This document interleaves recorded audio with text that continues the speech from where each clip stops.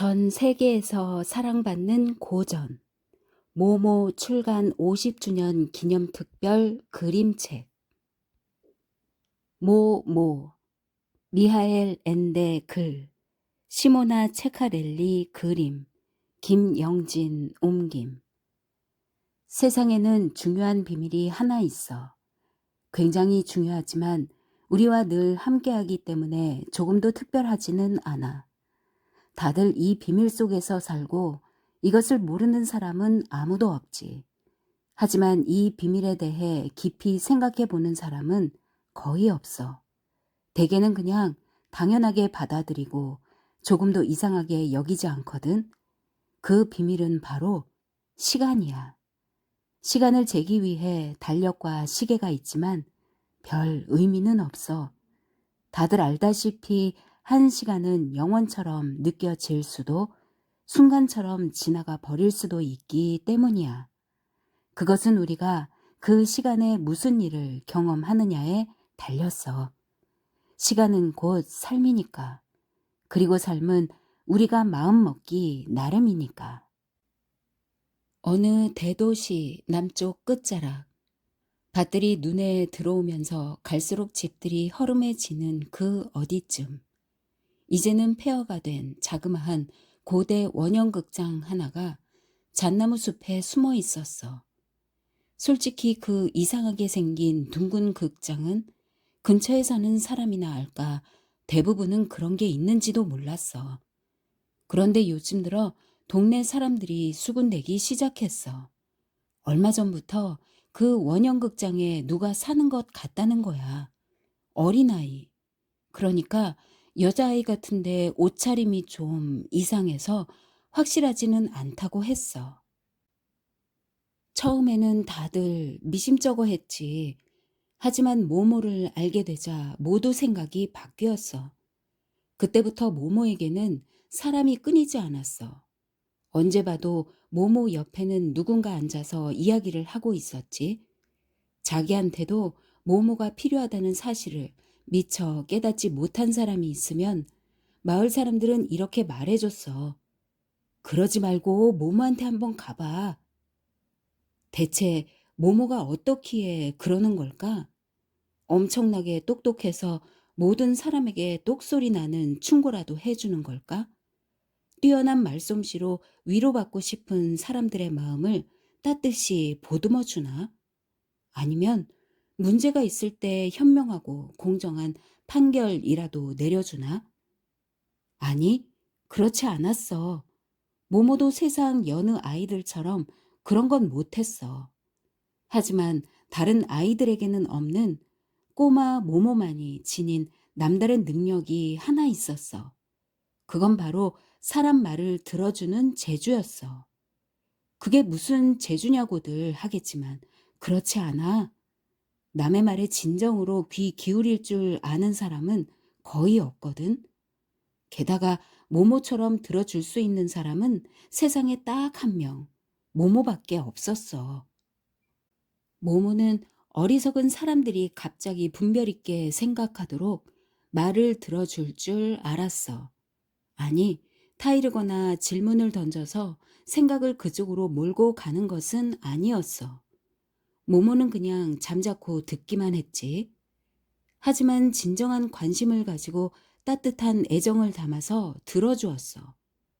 모모에게 속마음을 털어놓다 보면 마음의 결정을 내리지 못해 갈팡질팡하던 사람은 자기가 뭘 원하는지 분명하게 깨달았어. 수줍음을 타던 사람은 용기가 샘솟으면서 자유로워지는 것을 느꼈고, 불행하고 마음이 무겁던 사람은 희망과 기쁨을 감지했어. 또 버럭버럭 소리 지르며 싸움을 벌이던 두 사람은 서로의 말에 귀 기울이기 시작하면서 마침내 화해에 이르렀지. 그뿐만이 아니야. 자기는 완전히 헛살았고 아무런 가치도 없는 존재라고 생각하는 사람이 있으면 신기하게도 모모에게 그런 속마음을 털어놓는 사이 그게 얼마나 잘못된 생각인지를 깨달았어. 이 세상 수많은 사람 가운데 나와 똑같은 사람은 단 한 명도 없기 때문에 이미 그것만으로도 고유한 가치를 지닌다는 사실을 알아차렸거든. 그래, 모모는 사람들 말을 그런 식으로 들어줄 줄 알았어. 너무 당연한 거지만 모모는 아이들이 하는 말도 진심으로 들어줬어. 어른과 아이를 차별하지 않았지. 하지만 아이들이 오래된 극장터를 찾는 이유는 모모에게 그저 이야기를 하기 위해서만은 아니었어. 또 다른 이유가 있었지. 모모가 그곳에 살면서부터 아이들은 그 어느 때보다 재미있게 놀 수 있었어. 잠시도 따분할 틈이 없었지. 모모가 기발한 놀이를 생각해내서 그런 건 아니었어. 모모는 그냥 잠자코 있으면서 아이들이 하자는 대로 할 뿐이었어. 그런데 확실하지는 않지만 오히려 그래서 아이들이 점점 더 멋진 놀이를 생각해내는 것 같았어. 아이들의 놀이는 날마다 새롭고 흥미로워졌어. 그러던 어느 날 작은 사내아이가 자기가 키우는 카나리아를 모모에게 데려왔어. 아이는 새가 도무지 노래를 부르려 하지 않는다면서 잔뜩 풀이 죽어 있었지. 이건 사람들 말을 들어주는 것보다 훨씬 더 어려운 일이었어. 하지만 모모가 일주일 내내 귀 기울인 끝에 카나리아는 다시 즐겁게 지저귀게 되었어. 모모는 세상 모든 것의 말에 귀를 기울였어. 개, 고양이, 귀뚜라미, 두꺼비, 심지어 빗줄기와 나뭇가지를 스치는 바람에 속삭임에까지 말이야. 그들은 모두 나름의 방식으로 모모에게 이야기했어. 친구가 아주 많은 사람도 그 가운데 몇 명하고는 특히 더 친한 법이야. 모모도 그랬어. 모모에게는 각별한 친구가 2명 있었어. 그 두 친구는 모모를 날마다 찾아왔고 모모와 모든 것을 함께 나눴어. 한 친구는 젊고 다른 친구는 나이가 많았지만 모모는 누가 더 좋고 말고 할 것 없이 둘 다 똑같이 좋아했어. 모모의 젊은 친구는 아름다운 청년이었어. 두 눈은 꿈을 꾸듯 반짝였고 무엇보다도 말솜씨가 뛰어났어. 언제나 익살과 장난기가 넘치고 웃을 땐 또 어찌나 신나게 웃던지 옆에 있으면 따라 웃지 않고는 베길 수가 없었어. 청년의 이름은 지롤라모였어. 그러나 사람들 사이에서는 지지 또는 관광 안내원 지지로 통했지. 지지는 일이 들어오면 모자를 눌러쓰고 관광객을 데리고 다니면서 도시 이곳저곳을 구경시켜 주곤 했어. 그런데 그때마다 입에 침 한 방울 안 바르고 어찌나 놀라운 이야기를 꾸며 대는지 정말 옛날에 그런 일이 거기에서 일어났던 것만 같았지. 특히 모모 앞에서는 말이 술술 더 잘 나왔어. 이야기 하나가 몇 날, 아니 몇 주까지 계속 이어졌어. 지지조차도 자신의 상상력이 자기를 어디로 데려가는 건지 알 수 없을 지경이었어. 모모의 나이 많은 친구는 배포 거리 청소부였어. 물론 할아버지의 진짜 성은 거리 청소부가 아니었어. 당연히 다른 성이 있었지. 하지만 직업이 실제로 거리 청소부인데다 다들 할아버지를 그렇게 불렀기 때문에 언젠가부터는 본인도 자기를 배포거리 청소부라고 소개하기 시작했어. 어떤 사람들은 배포 할아버지가 제정신이 아니라고 생각했어. 뭘 물어봐도 대답은 하지 않고 그냥 빙긋이 웃기만 했거든. 하지만 배포 할아버지는 질문을 받으면 늘 곰곰이 생각에 잠겼어. 그러다가 굳이 대답할 필요가 없겠다 싶으면 잠자코 있고 대답을 해야겠다 싶으면 어떻게 대답할지 다시 생각하기 시작했지. 가끔은 2시간 정도밖에 안 걸렸지만 어떨 때는 하루가 지나서야 대답할 때도 있었어. 그렇게 오래 기다릴 수 있는 사람은 모모밖에 없었어. 모모는 배포 할아버지가 절대 거짓말을 하지 않으려고 생각에 생각을 거듭한다는 것을 알았지. 베프 할아버지는 세상의 모든 불행이 무조건 빨리빨리 해치우고 대충대충 넘어가려고만 하는 사람들의 수많은 거짓말 때문에 비롯된다고 믿었어. 지지와 배포 할아버지처럼 인생관과 세계관이 완전히 다른 두 사람은 친구가 되지 못할 거라고들 생각할 거야. 하지만 천만의 말씀, 두 사람은 친구였어. 지지가 아무리 촐싹대도 배포 할아버지는 절대 타박하지 않았어. 참 신기했지. 지지를 나무라지 않는 유일한 사람이 배포 할아버지였거든. 하지만 그건 지지도 마찬가지였어. 둘째 가라면 서러워할 말솜씨를 자랑하는 지지였지만 무사람 모두에게 손가락질 당하는 배포 할아버지만큼은 단 한 번도 비웃지 않았어. 그건 아마 꼬마 모모가 두 사람의 말을 다 진지하게 받아주기 때문인 것 같았어. 배포 할아버지는 날마다 동이 트기 전에 삐걱대는 낡은 자전거를 타고 시내로 갔어. 거기에서 다른 청소부들과 기다리고 있으면 누군가가 와서 빗자루와 밀고 다닐 수 있는 쓰레기통을 나눠주고 그날 쓸어야 할 길을 정해주었지. 배포 할아버지는 느릿느릿 하지만 잠시도 쉬지 않고 꾸준히 길을 쓸었어.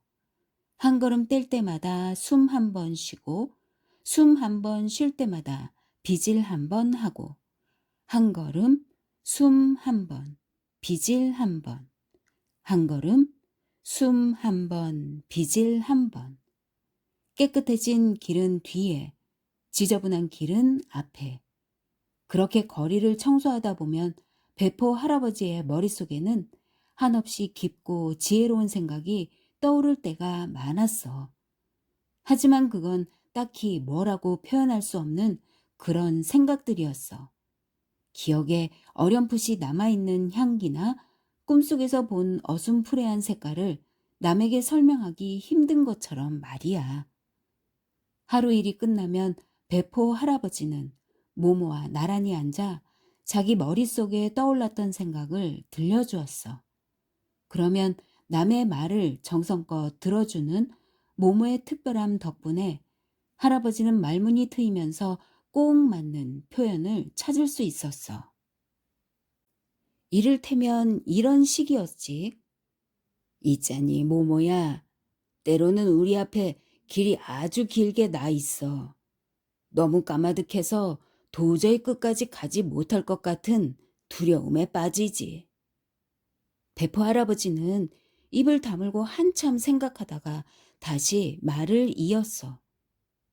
그런데 그런 마음이 들면 조바심이 나서 서두르게 돼. 빨리, 더 빨리 마음이 아주 급해지는 거야. 문제는 그렇게 서두르는데도 고개를 들어 앞을 바라보면 길은 조금 더 줄어들지를 않는다는 거지.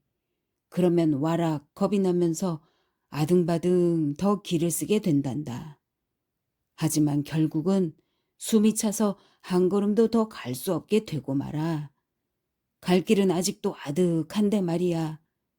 그런데 말인데 그렇게 하면 안 돼.